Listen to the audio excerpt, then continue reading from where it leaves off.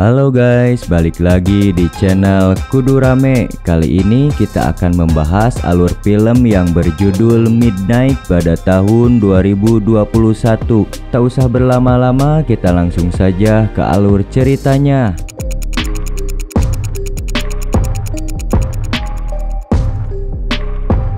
Cerita diawali dengan memperlihatkan seorang wanita yang sedang dalam perjalanan pulang bekerja. Namun taksi yang ia pesan direbut oleh seseorang yang membuat ia harus berjalan kaki. Saat di perjalanan, tiba-tiba datang seorang pria yang menawarkan tumpangan kepadanya. Pria itu bernama Dusik. Wanita itu pun menolak dan langsung pergi.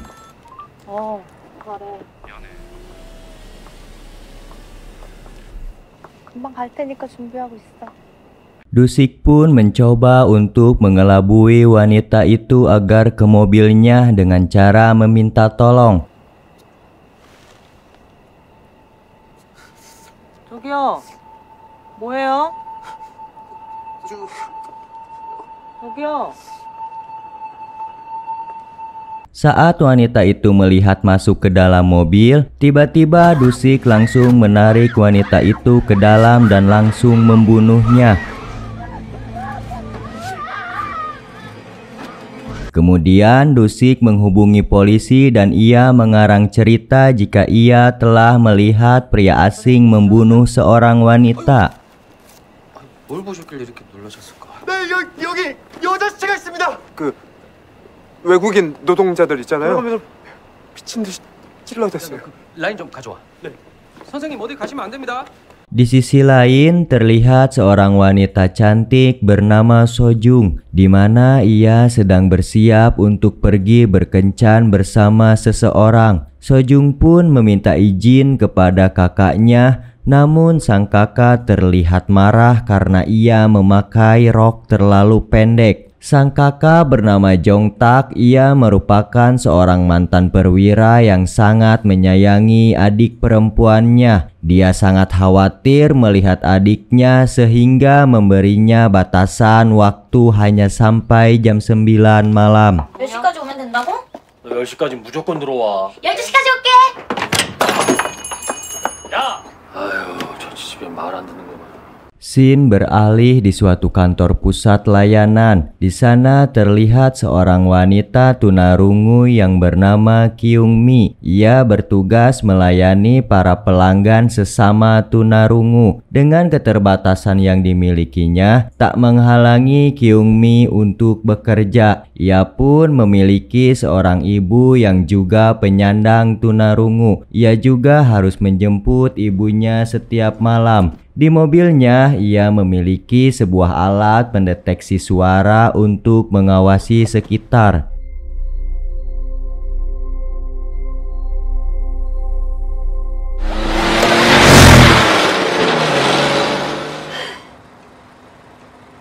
Kyungmi dan ibunya pergi ke suatu tempat. Ia menyuruh ibunya menunggu di bawah lampu jalan, sedangkan Kyungmi masih mencari parkiran mobil. Di sisi lain, ternyata Dusik sedang mengintai ibunya Kyungmi. Ia sudah menyiapkan benda tumpul untuk menyerang korbannya.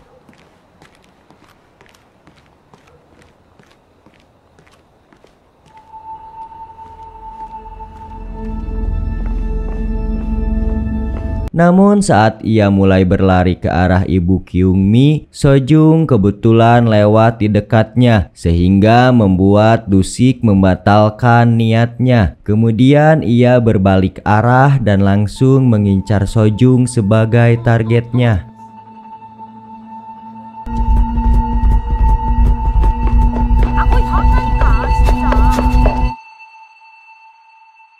Scene beralih ke Kyungmi yang telah mendapatkan tempat parkir dan ia segera pergi untuk menjemput ibunya. Namun di tengah jalan, Kyungmi merasa ada hal yang mencurigakan di satu gang gelap. Ia melihat sepatu putih yang tiba-tiba terlempar dari gang itu.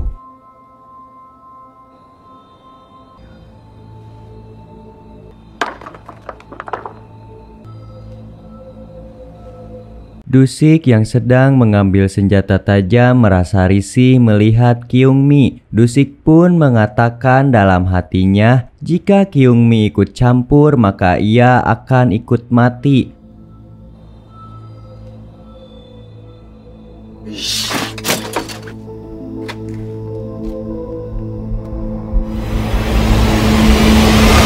Dan ia sangat terkejut melihat seorang wanita yang terkena tusukan.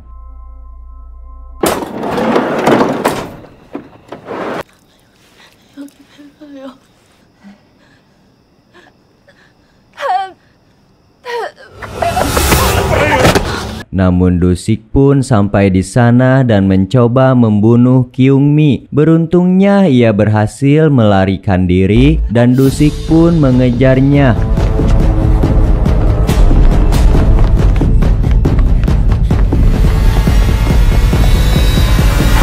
Dan Dusik sempat kehilangan jejaknya.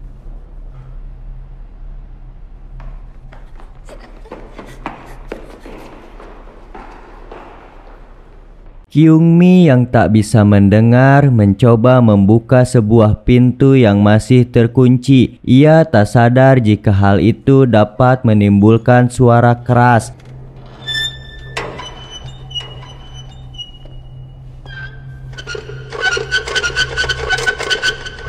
Dan akhirnya Dusik pun langsung mendengar suara Kyungmi. Ia langsung berlari ke arah Kyungmi, sementara Kyungmi terus berusaha membuka kuncinya.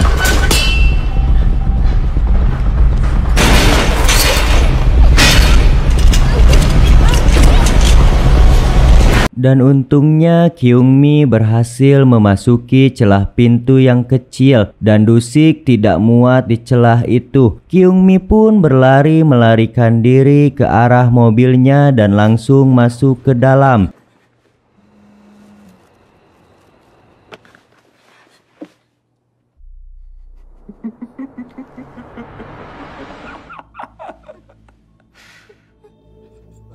귓구멍이 막혔구나. 엄마 빨리 오라네. 가자. Kyungmi malah menginjak gas dan langsung menabrakkan mobilnya ke tembok agar dapat melarikan diri. Kyungmi berlari sekuat tenaga agar dapat menghampiri ibunya.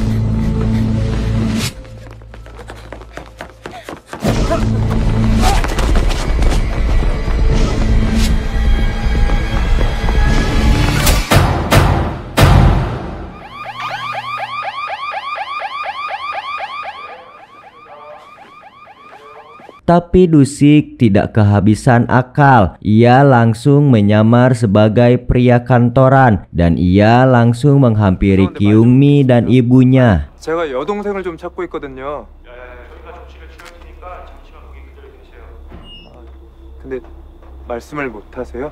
제가 근처에서 동생을 만나기로 했는데 키는 한 이만하고 옷에 하얀 구두 신었을 거예요.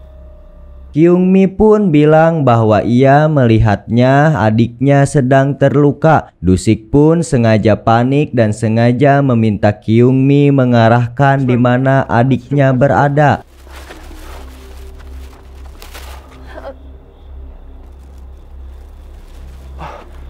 고맙습니다. Di saat Kyungmi mau ke arah yang sengaja diarahkan Dusik, beruntungnya polisi cepat datang ke lokasi dan Kyungmi pun berlari ke arah polisi dan menjelaskan kejadian yang terjadi. 자전거하고 쓰레기 더미들밖에 없어요. 아니요, 아무 흔적도 없어요. 왜? Akhirnya mereka pun memeriksa CCTV di basement untuk membuktikan kepada polisi. 딱 맞지? 담배 필 때마다 이지랄이요. 싹 다 돌린다니까. 자, 음주 측정이나 한번 해봐. 이거 아가씨 거지? 뭡니까 이게? 못 알아들어요.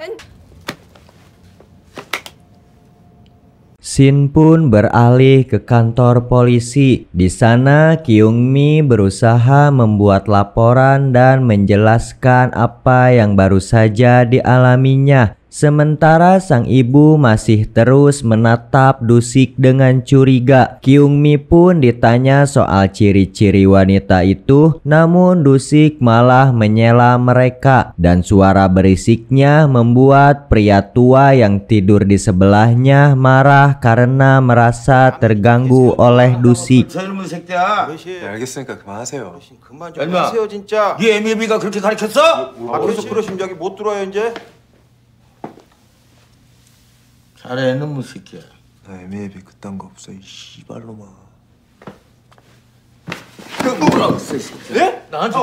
Polisi pun melerai pertengkaran mereka dan membawa pria tua itu keluar, dan sang ibu tak sengaja mengambil ponsel yang terjatuh dari kantong Dusik dan melihat ada foto wanita, namun dengan cepat Dusik mengambil ponsel tersebut. Karena hanya tersisa mereka bertiga, Dusik langsung menghampiri Kyungmi dan berpura-pura ingin melihat laporannya.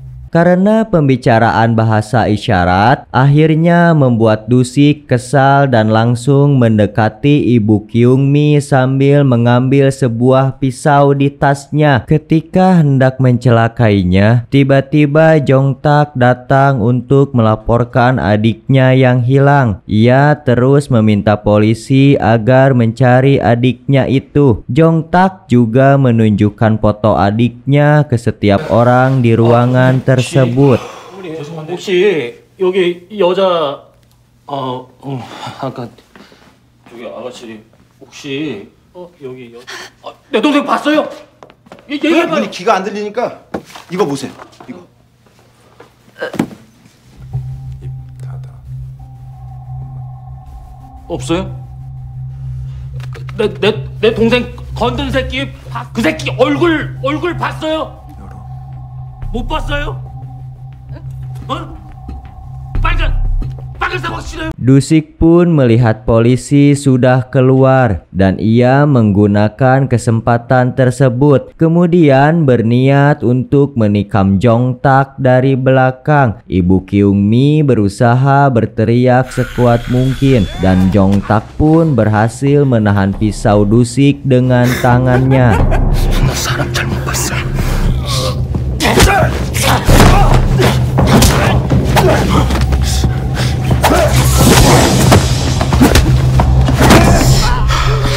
빨리 말해. 내 동생.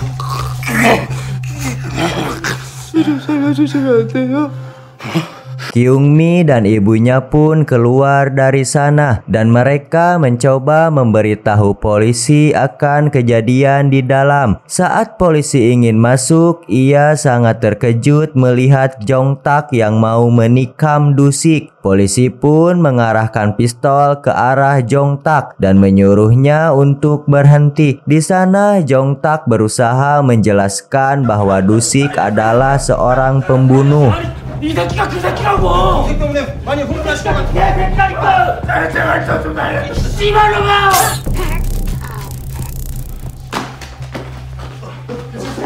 Jongtak pun langsung tak berdaya karena terkena sengatan listrik dan Dusik malah dibiarkan pulang oleh polisi itu. Setelah Jongtak sadar, ia menjelaskan semuanya ke polisi. Polisi pun meminta maaf atas kelalaiannya dan mereka akan segera melakukan pencarian terhadap psikopat itu.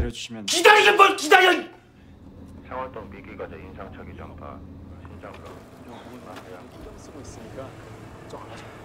Di rumah, Kyungmi pun terus termenung dan merasa sangat khawatir dengan nasib Sojung. Dan setelah itu lampu pendeteksi di rumahnya terus menyala. Lampu tersebut akan berkedip jika mendeteksi suara pada sekitar rumah. Ternyata benar saja ada seseorang yang terus mengetuk pintu rumah mereka. Kyungmi memberanikan diri untuk membuka pintu itu dan ternyata ternyata itu hanya rekan kerja ibunya yang menyuruh ibunya untuk mengantarkan baju laundry, sehingga kini Kyungmi seorang diri di rumahnya. 야 경미야 빨리 들어가. 잘했어? 사람들이 점점 빠지니까 이동. Dan tiba-tiba saja Dusik berhasil menemukan rumah Kyungmi dan berusaha masuk. Kyungmi tak menyadari kalau ada Dusik yang masuk ke dalam rumah. Namun ia menyadari kalau lampu tersebut terus berkedip. Ia pun mencari sumber suara yang membuat lampu itu terus menyala.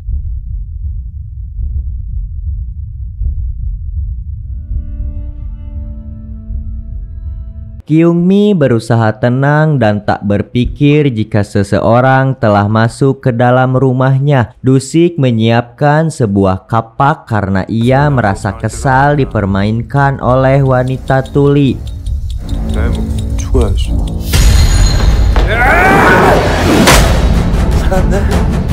Dan Kyungmi langsung mengirimkan pesan pertolongan kepada Jongtak yang sedang mencari adiknya. Kyungmi juga mengirim pesan ke ibunya untuk tidak pulang terlebih dahulu. Tetapi ibunya membalas kalau ia sudah ada di depan pintu.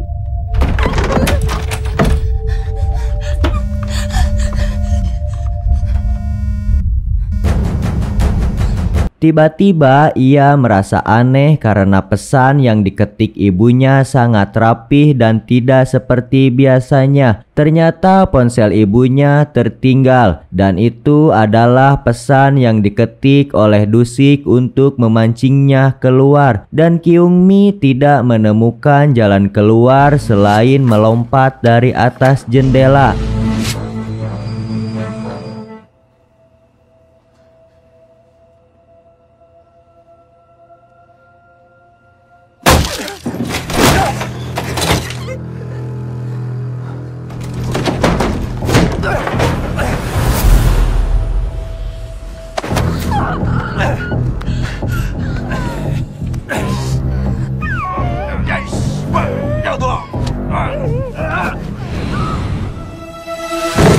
Dan ia berhasil melarikan diri. Dari kejauhan Jongtak melihat Kyungmi yang sedang dikejar oleh psikopat itu, dan Jongtak pun langsung mengikutinya.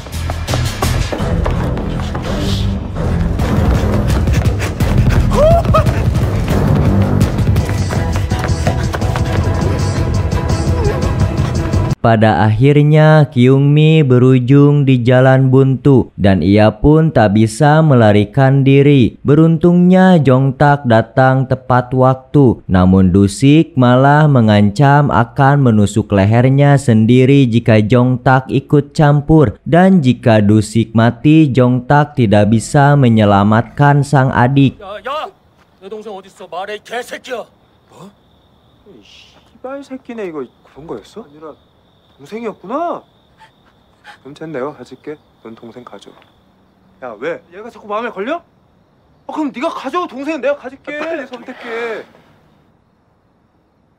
Dan Jongtak pun terpaksa memilih nyawa adiknya dan ia pun pergi menuju lokasi yang dikirim Dusik. Namun ternyata Jongtak malah sampai di rumah Kyungmi.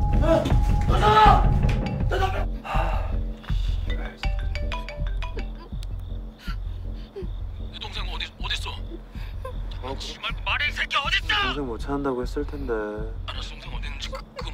Ia ternyata ditipu oleh Dusik. Sementara itu Kyungmi menunggu waktu Dusik lengah. Dan pada saat melihat Dusik lengah, ia langsung melemparkan segenggam pasir ke mata Dusik. Untuk kesekian kalinya ia dapat melarikan diri dari cengkraman psikopat itu. Saat melarikan diri, Kyungmi melihat Sojung keluar dari mobil Dusik dan meminta pertolongan. Kyungmi pun langsung membawanya untuk bersembunyi.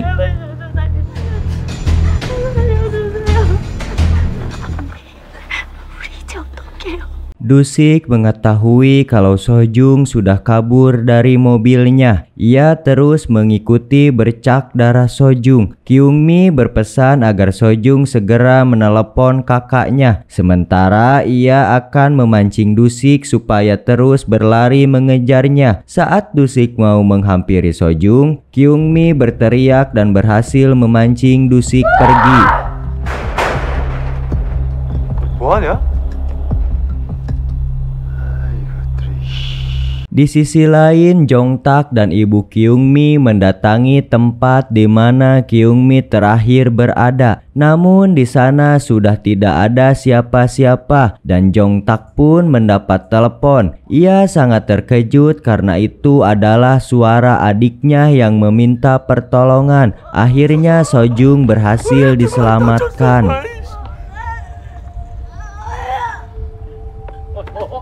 언니는요 아랫동네로 내려갔어요.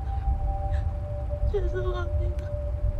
Sementara itu, Kyungmi terus berlari dan mencari keramaian, berharap akan ada orang yang dapat menolongnya. Bahkan saat di tengah kota, Dusik tak merasa takut.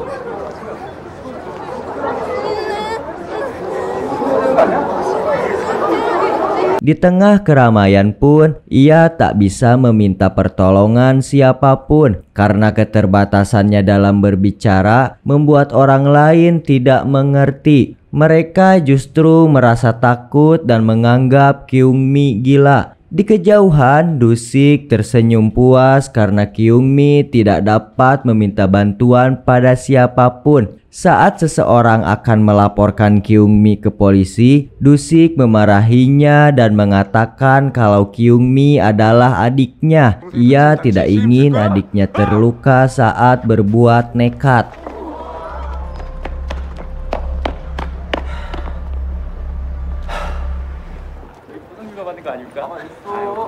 Namun di sana terdapat beberapa anggota militer yang justru membawa Kyungmi kepada Dusik karena mereka mengira kalau Kyungmi melarikan diri dari kakaknya. Kyungmi pun tak bisa berbuat apa-apa dan ia terus memohon dan meminta Dusik untuk melepaskannya. Tapi Dusik tak menghiraukan dan membawa Kyungmi ke sebuah gang sempit. Saat Kyungmi akan mau dibunuh, Jongtak segera datang menyelamatkan Kyungmi dan mereka pun berkelahi.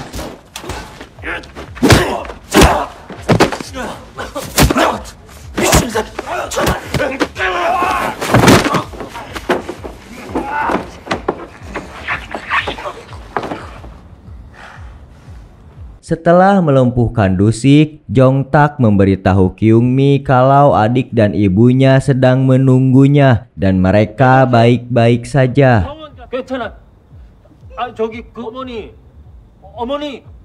Dusik yang berpura-pura pingsan langsung memukul Jongtak dari belakang. Namun Jongtak tak bisa lagi dilumpuhkan dengan pukulan yang diberikan oleh Dusik. Di sisi lain, sang ibu masih mencari keberadaan Kyungmi.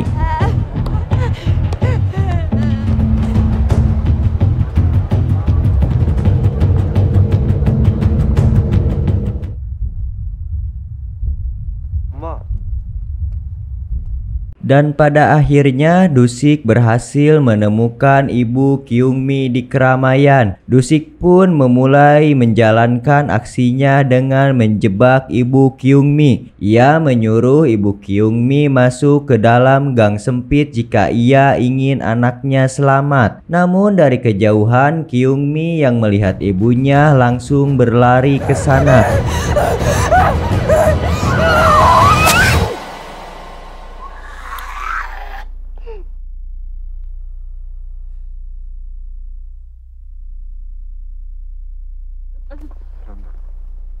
내가 물었잖아. 이거 쓸 줄 아냐고. 네 손만 다친 거야. 하는 거냐고.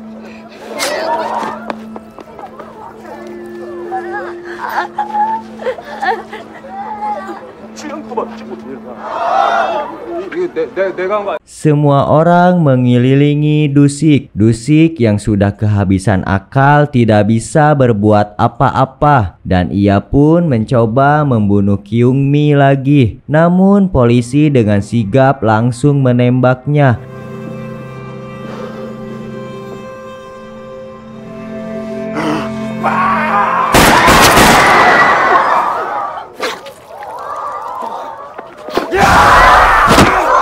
Dan di akhir hayatnya, Dusik mengatakan kalau ia akan terus mengejar dan membunuh mereka semua. Dan akhirnya Dusik pun meninggal.